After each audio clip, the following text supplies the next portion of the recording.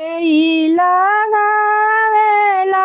बाग बगैचा के लगावे फूलवर के लगावेला बाग बगैचा के रखेला रखवार के लगावेला सुंदर बायरिया बाहिर फूलले कचनार के लगावेला बेर के पेड़वा बेल फूलला कचनार गोड़वा चढ़ला अइले दुल्हा सुंदर दुल्हा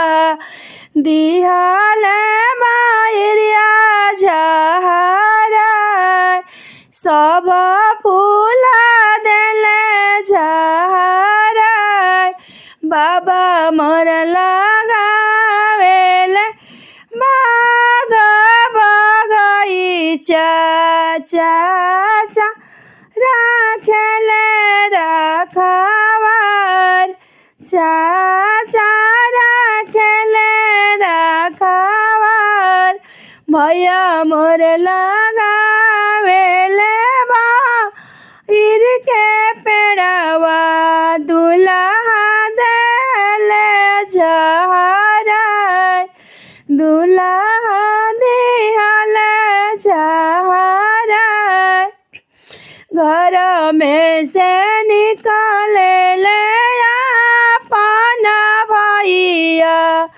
हाथवा घूर देला मुखे पान हाथवा घूर देला मुखे पान के मोर झहरावेला बाहिर के फूलवा मारी के देब हम गिराय मारी बाड़ा देब हम गिराय घर में से निकालेली बहिनी सुंदर बहिनी हाथवा डालरिया मुखे पान हाथवा डालरिया मुखे पान जानी रौरा मारे भैया अपन बहनोइया सब फूला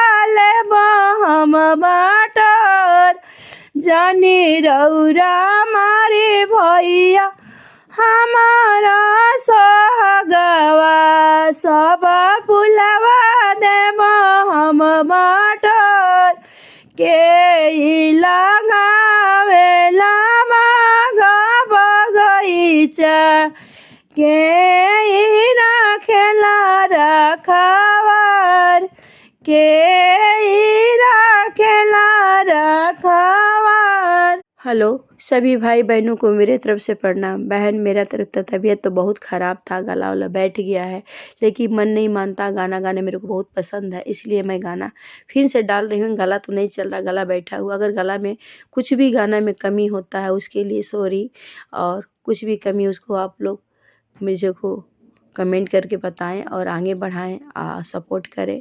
और मैं प्रयास करूंगी फिर से ठीक हो जाएगा तो अच्छे से अच्छे गाना बना के डालूँगी। सभी को मेरे तरफ से धन्यवाद।